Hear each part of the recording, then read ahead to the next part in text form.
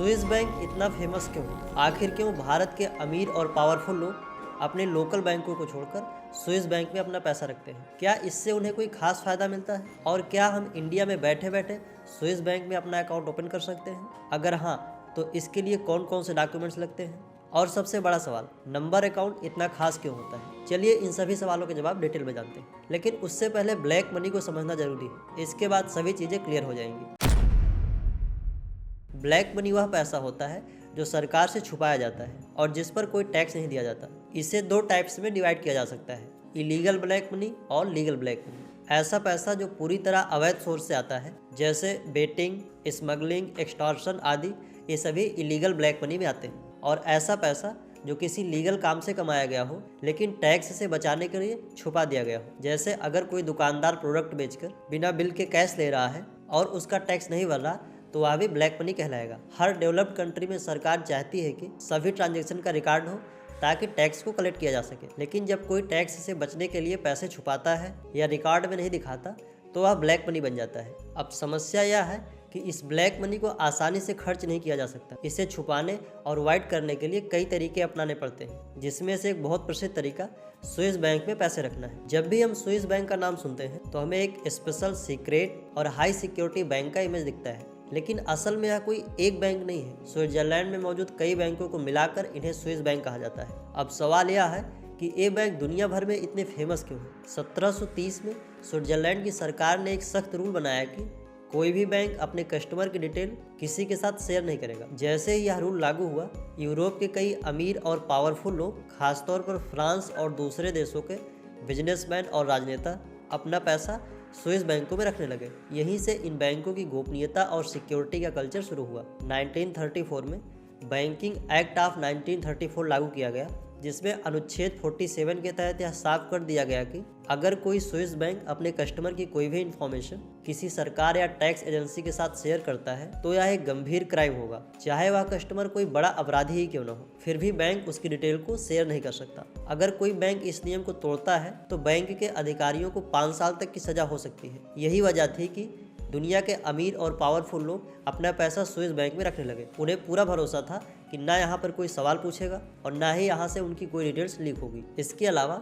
Swiss bank की vaults भी इसे दुनिया का सबसे सिक्योर बैंकिंग सिस्टम बनाती है। ये कोई नॉर्मल बैंक लॉकर नहीं होते, बल्कि हाई सिक्योरिटी अंडरग्राउंड बंकर्स होते हैं। इनमें बायोमेट्रिक स्कैनिंग होती है, जिसमें बिना ऑथराइजेशन कोई एंट्री नहीं कर सकता। मल्टी लेयर सिक्योरिटी होती है, जिससे इन्हें ब्रेक करना लगभग नामुमकिन हो जाता है। कुछ वॉल्स इतने गोपनीय होते हैं कि उनकी लोकेशन बैंक के कुछ गिने चुने अधिकारियों को ही पता होती है। कई देशों की सीक्रेट एजेंसियां और दुनिया के सबसे अमीर लोग अपनी बेशकीमती चीजें इन्हीं वॉल्स में रखते हैं। कुछ बंकर तो पहाड़ों के अंदर बने होते हैं ताकि कोई भी बाहरी हमला या डिजास्टर इन पर असर न कर सके। स्विस बैंक में अकाउंट कैसे खोलते हैं? स्विस बैंक में अकाउंट खोलना अब किसी भी देश के नागरिक के लिए मुमकिन है, यानी हम भी अपने घर से ही स्विस बैंक में अकाउंट खोल सकते हैं। लेकिन इसके लिए आपको कम से कम 1 मिलियन स्विस फ्रैंक, लगभग 8.5 करोड़ रुपए चाहिए। स्विस बैंक में अकाउंट खोलने के लिए कुछ जरूरी शर्तें होती हैं। आपकी उम्र कम से कम 18 साल होनी चाहिए और एक वैध पासपोर्ट का होना जरूरी है, जिसकी वैलिडिटी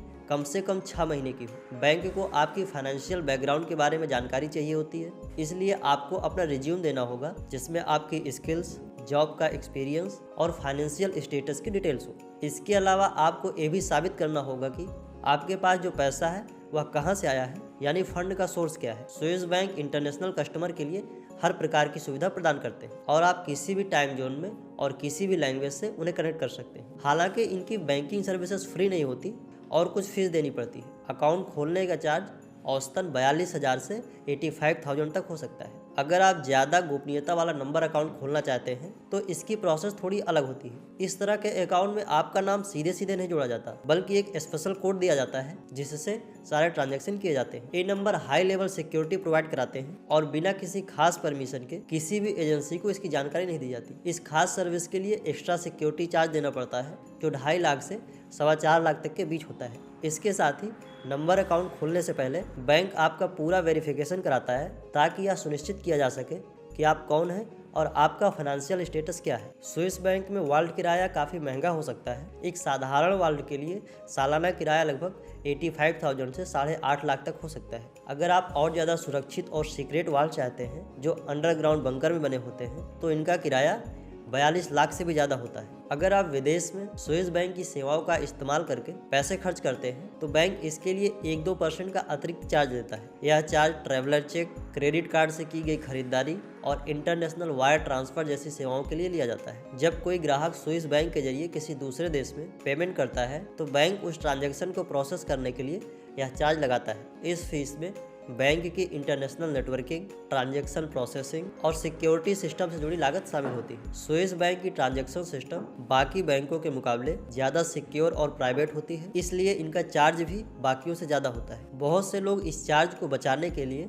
लोकल बैंकों से पैसे ट्रांसफर करना प्रेफर करते हैं, लेकिन स्विस बैंक की हाई सिक्योरिटी और प्राइवेसी के कारण कई ग्राहक ज़्यादा चार्ज होने के बावजूद इसकी सर्विस लेना पसंद करते हैं। अगर कोई ग्राहक चाहता है कि उसकी बैंक स्टेटमेंट उसके देश में न भेजी जाए तो इसके लिए भी स्विस बैंक एक सालाना चार्ज लेता है। यह चार्ज 17,000 से लेकर 34,000 तक हो सकता है। स्विस बैंक का सिस्टम इस तरह से बना है कि यह अपने कस्टमर की प्राइवेसी को सबसे ज़्यादा इंपॉर्टेंस देता है, लेकिन अब इंटरनेशनल प्रेशर और नए रूल्स की वजह से पहले जैसी टोटल सिक्रेसी नहीं रही। फिर भी दुनिया भर के अमीर और ताकतवर लोग अपनी वेल्थ को सेफ रखने के लिए आज भी स्विस बैंक का यूज करते हैं। स्विस बैंक का नाम आते ही लोगों के दिमाग में सिक्रेसी, पैसा और प्रोटेक्शन की इमेज बनती है, लेकिन आखिर ऐसा क्या है कि इंडिया के बड़े बिजनेसमैन और पावरफुल लोग अपने देश के बैंकों को छोड़कर स्विस बैंक में पैसा रखते हैं? क्या उन्हें इससे कोई खास बेनिफिट मिलता है? और क्या इंडिया में बैठकर कोई स्विस बैंक में अपना अकाउंट खोल सकता है? इंडिया के कई रईस लोग स्विस बैंक इसलिए चुनते हैं क्योंकि यहाँ सीक्रेसी सबसे बड़ी चीज मानी जाती है। यही वजह है कि दुनिया भर के अधिकतर बड़े लोग स्विस बैंक को प्रेफर करते हैं। यहाँ तक कि ओसामा बिन लादेन भी अपना अकाउंट स्विस बैंक में रखता था। इंडिया से भी बड़े पैमाने पर ब्लैक मनी स्विस बैंक में जमा की गई, लेकिन 2014 में organisation for economic corporation and development (OECD) ने टैक्स इन्फॉर्मेशन एक्सचेंज की पॉलिसी बनाई, जिसके बाद इंडिया और स्विट्जरलैंड ने भी एक एग्रीमेंट साइन किया, जिसके तहत स्विस बैंक्स अब इंडियन सिटीजन्स की फाइनेंशियल डिटेल्स इंडिया की गवर्नमेंट को देने लगे। पहले लिस्ट 2019 में आई, फिर 20, 21 और 2022 में भी डेटा शेयर किया गया। इस डेटा में कई बड़े नाम सामने आए जिसमें इंडस्ट्रियलिस्ट, पॉलिटिशियन और बिजनेसमैन शामिल थे, लेकिन यह सिर्फ उन्हीं अकाउंट्स की लिस्ट थी जो ऑफिशियली इंडियन सिटीजन्स के नाम पर थे। असली ब्लैक मनी तो कई टैक्स हेवंस कंट्रीज के जरिए घुमाकर भेजी जाती है, जिससे उसका सोर्स हाइड रहता है। स्विस बैंक की सिक्रेसी और सेफ्टी के बावजूद इंडिया ने डिजिटल पेमेंट के मामले में स्विट्जरलैंड को भी पीछे छोड़ दिया। 2022 में इंडिया में 70 मिलियन डिजिटल ट्रांजैक्शन हुए, जो पूरे वर्ल्ड में सबसे ज़्यादा थे, लेकिन फिर भी ब्लैक मनी का फ्लो नहीं रुका। 2014 में जब मोदी सरकार आई तो उन्होंने प्रॉमिस किया कि वे स्विट्जरलैंड से ब्लैक मनी वापस ले आएंगे, लेकिन अब तक इसका कोई ठोस रिजल्ट सामने नहीं आया और यह सिर्फ एक चुनावी नारा बनकर रह गया। जो लिस्ट मिली वह सिर्फ टैक्स के लिए थी और उसे पब्लिकली शेयर नहीं किया जा सकता था। ब्लैक मनी का यह खेल अब भी जारी है। हर गवर्नमेंट इसे रोकने की बात करती है, लेकिन अब तक उसे कोई खास सक्सेस नहीं मिली। क्या इसका एक कारण यह भी है कि इसमें वही लोग शामिल रहते हैं जो सरकार के करीबी है, या फिर यह पूरा सिस्टम इतना कॉम्प्लिकेटेड है कि कोई भी गवर्नमेंट इसे पूरी तरह कंट्रोल नहीं कर सकती? आपको क्या लगता है?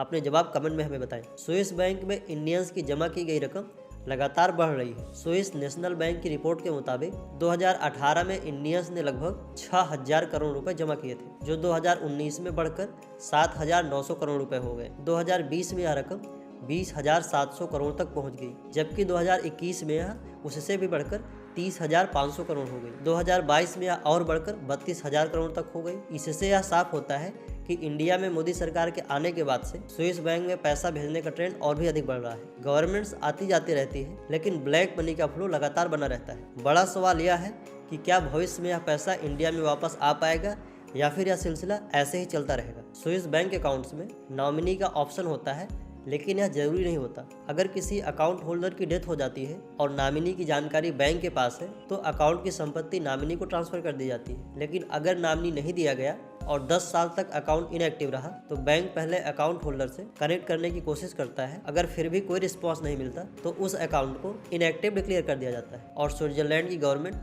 उसे अपने कंट्रोल में ले लेती है। ब्लैक मनी की प्रॉब्लम सिर्फ स्विस बैंक तक लिमिटेड नहीं है, बल्कि यह पूरे ग्लोबल फाइनेंशियल सिस्टम का हिस्सा है। जब तक गवर्नमेंट स्ट्रांग पॉलिसी नहीं बनाएगी तब तक यह प्रॉब्लम ऐसे ही बने रहने वाली है। तो दोस्तों, अब आपको यह समझ आ गया होगा कि स्विस बैंक की सिक्रेसी और सिक्योरिटी ही इसे इतना खास बनाती है। लेकिन क्या यह सिर्फ एक सुविधा है या फिर दुनिया के अमीर और ताकतवर लोगों के लिए ब्लैक मनी को छुपाने का एक तरीका टेक्नोलॉजी के बढ़ते प्रभाव और नए ग्लोबल रेगुलेशंस के कारण अब स्विस बैंक की सीक्रेसी पहले जैसी नहीं रही, लेकिन फिर भी इसका आकर्षण कम नहीं हुआ है। सवाल यह उठता है कि क्या भारत से भेजी गई ब्लैक मनी कभी वापस आ पाएगी? क्या गवर्नमेंट्स इसे रोकने के लिए कोई ठोस कदम उठाएंगे? इस पर आपकी क्या राय है? कमेंट में हमें जरूर बताएं।